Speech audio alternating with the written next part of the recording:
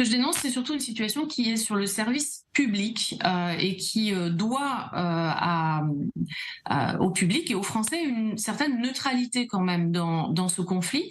Et ce que je dénonce, c'est le fait que j'entende tous les matins sur France Inter, par exemple, le fait que on annonce les morts à Gaza sans prendre de précautions oratoires pour préciser qu'il s'agit de chiffres donnés par un groupe terroriste, le Hamas, et qu'on n'est donc pas certain du décompte en question.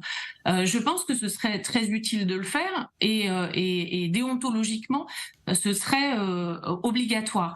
Moi, je fais ce reproche-là depuis plusieurs fois et je le dis sur Twitter parce que ça me révolte en fait de voir que l'on ne prend pas de précautions quand il s'agit des chiffres donnés par le Hamas et que par contre, il est arrivé même que sur les chiffres donnés par Tsahal ou sur des informations données par Tsahal, le journaliste prenne la précaution oratoire de dire qu'on ne peut pas forcément vérifier ce que dit Tsahal. Donc mettre sur le même plan systématiquement un groupe terroriste et un État démocratique et un gouvernement élu démocratiquement me choque profondément.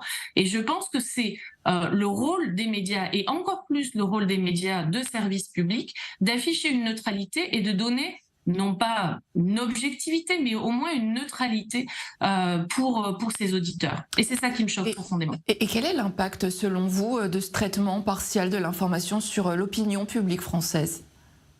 L'impact de ce traitement, c'est une vision qui est biaisée. On s'est rendu compte, notamment au moment de la libération des otages, que possiblement des otages étaient aux mains de civils.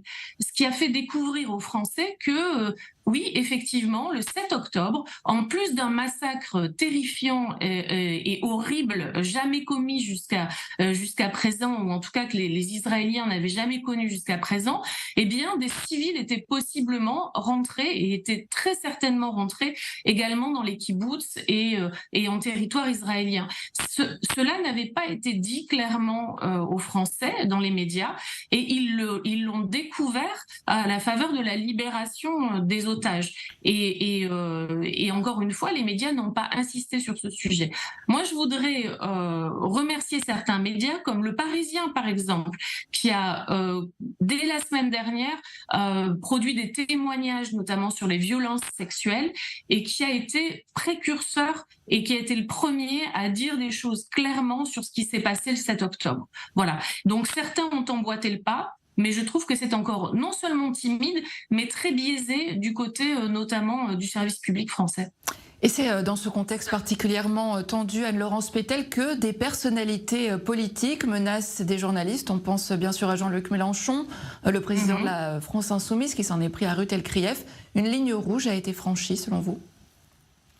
Ah, mais la ligne rouge, il l'a franchie depuis très longtemps, mais là, on est au-delà de l'outrance en fait. Il nous avait habitués à l'outrance, il nous avait habitués aux insultes, il nous avait habitués à un comportement qui n'est pas un comportement républicain.